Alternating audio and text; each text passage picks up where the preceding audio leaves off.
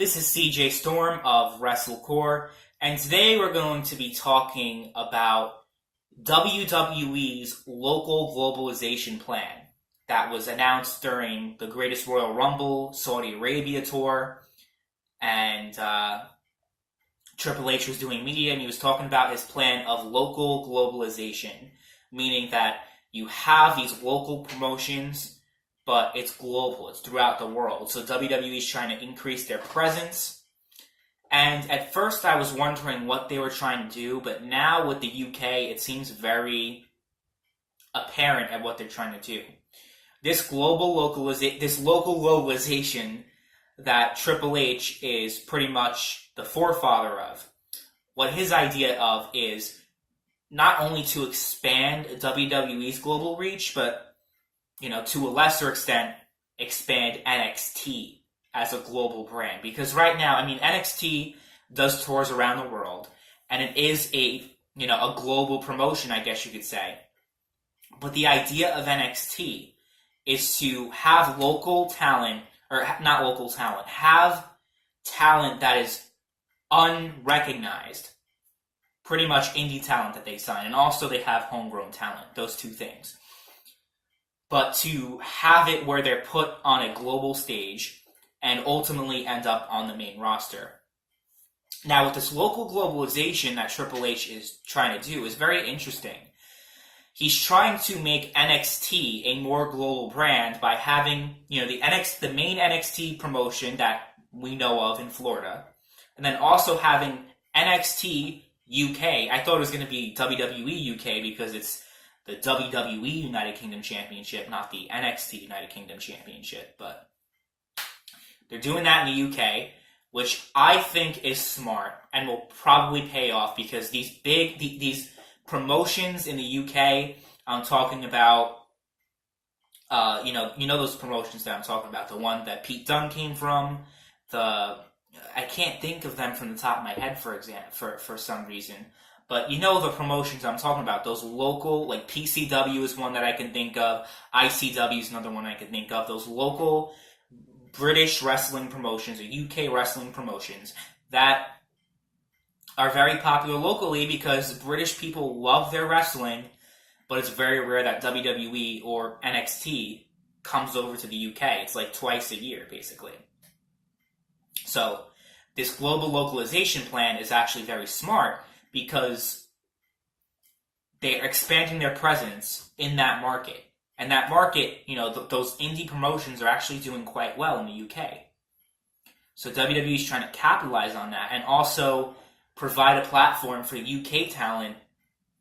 And UK talent is very good because they can easily transition into the North American market, which is their main market, because they speak the language. They have their unique style of wrestling, but adapting to the American style isn't as hard as, let's say, a luchador in Mexico.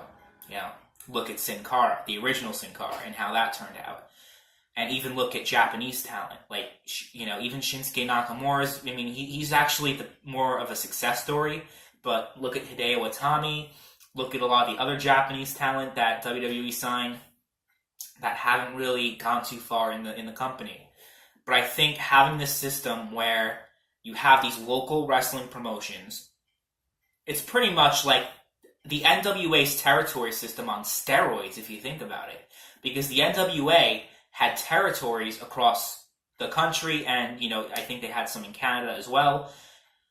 And the whole idea of the NWA was to have each promotion dominate one territory. So you had the WWF, or Capital Wrestling Corp, dominating the Northeast market, and you had WCCW dominating the Greater Texas area, and you had World Championship Wrestling dominating the southern area of Georgia and Florida and that whole, all those southern states from North Carolina down to Florida, basically, was WCW's territory. So you had these different wrestling territories that each occupied, these different wrestling promotions that each occupied their own territory. And one promotion could not enter the other. It was pretty much like like different countries, having borders, and each country cannot cross into the other, basically.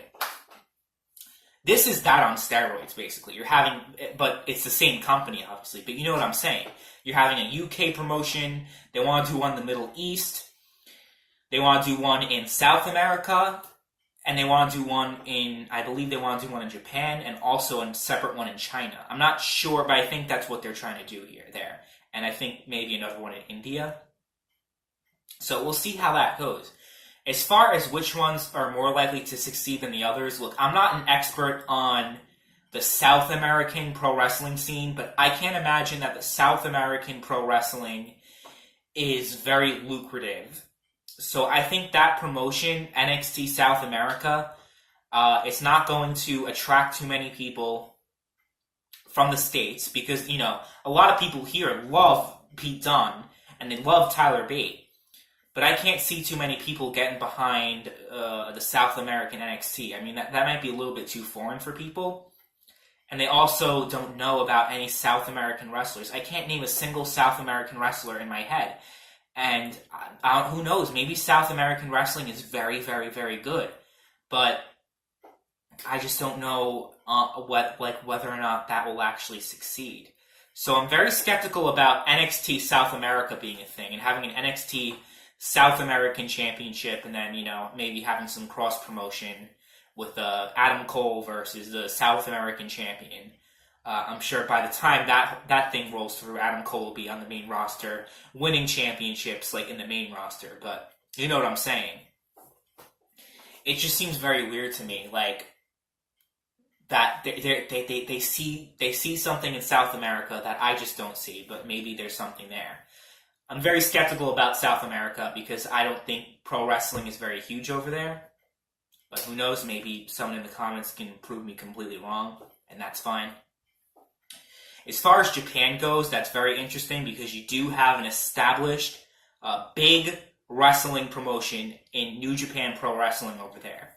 Now, what I was thinking, like, WWE should have done, or should do, because, it's never too late, I guess, buy All Japan Pro Wrestling. All Japan Pro Wrestling has its history. It has an amazing tape library of amazing matches from the 70s, 80s, and even the early 90s. Of course, when the 90s hit, New Japan completely overtook All Japan. But All Japan does have, some lineage to it. It has the tape library, so you can utilize that for the WWE Network. Rebrand it into NXT Japan if you want, or keep the All Japan name, doesn't matter. But have that presence in the Japanese market and compete with New Japan Pro Wrestling. If those Japanese talents like Hideo Itami don't do so well in the North American market, they still have the WWE Japan to fall back on. And I do think that is actually would be beneficial to a lot of these talents that can't adapt to the main WWE talent, to the main WWE product, They won't have to with this localization program that Triple H cooked up, because they can always fall back on that promotion and they'll still be part of the WWE umbrella. They'll still be able to have matches with main roster talent. They just won't be featured on Raw or SmackDown very prominently, because they're foreign talent that, might not blend well with the product. So there's that. And if they also, NXT, Mexico is part of North America, so, obviously having a separate Mexican thing wouldn't make much sense. But I guess NXT can expand to Mexico. Because South America, I think it's probably going to be headquartered in Brazil because that's the biggest country in South America, and that's probably where you're going to attract the most talent. And Brazil is very far from Mexico, so attracting Mexican talent will be an issue. Andrade Cien Almas, again, is an exception, but ultimately Mexican talent that carry over, that don't know English, don't really do well in the main roster. And of course, we don't even know if Andrade is going to succeed in the main roster. He just started, but you know what I'm saying. He did pretty well in NXT. And Alberto Del Rio, give him credit. He did very well as well. So it is possible, but ultimately I think this local program benefits the people who very talented, are very profitable for their home market, but it doesn't really make sense to have them prominently featured in North America, which again is WWE's main market, and it always will be. But am I missing another? The Middle East. Let's talk about the Middle East, I guess, a little bit. I think the Greatest Royal Rumble was a huge success, and I think a lot of people are going to be clamoring for more wrestling in that area. So I think, having an NXT Middle East promotion would probably be very cool. Wouldn't really attract much international attention like the UK would, or, the regular NXT would, or even a Japanese NXT would, because a lot of people in America like Japanese wrestling. I think it would do better than a South American NXT, though, definitely. But, yeah, it would attract mainly the people from their own market. And that's really what the purpose of these promotions are. Isn't to attract people from around the world, but to attract people in that specific market, that specific location. So ultimately, do I think that this program that Triple H developed is going to succeed? I am not so certain. I think that if it's implemented correctly, it can. And what I mean by that is if they hire the right talent, if they, do enough where it attracts people, like it attracts fans from that market into that product. And it's not just, watered down crap that people in that market wouldn't like. Like, don't apply a universal style that universally applies to each market. I think you should have managers for each of them. So Triple H will, of course, oversee the entire operation, of course, but his main focus will be North America.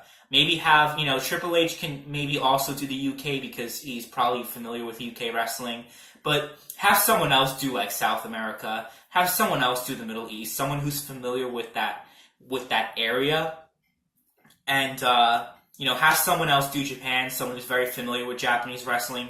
Not saying that Triple H doesn't know Japanese wrestling, but it's better to have someone from that local area that knows what, that's better equipped to manage a promotion that is in that local area. Usually, New Japan, at the end of the day, it's ran by Japanese people. And they just don't seem to understand the North American market. And that's the same way with North American people not understanding the Japanese market. So again, with these different promotions they're trying to develop, have different people managing it from those specific areas. And I think that's ultimately what they should do.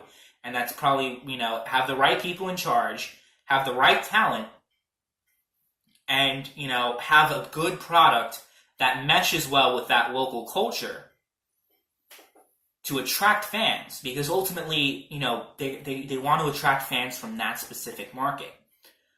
So with all those things, I think they can do it. I think it could succeed. Now, what my friend disagrees with me, but I think it's a brilliant idea. I think it's an idea that can work, and it probably will work. Triple H knows what the hell he's doing. He's demonstrated that with NXT. And I think if he just, correctly branches out, I think he'll do good. So let me know what you guys think in the comments down below about the local globalization. I believe that's what it's called. I could have butchered it the entire time. If that's the case, that'd be very funny. But let me know what you guys think in the comments down below. Thank you guys for watching, and I'll see you guys later.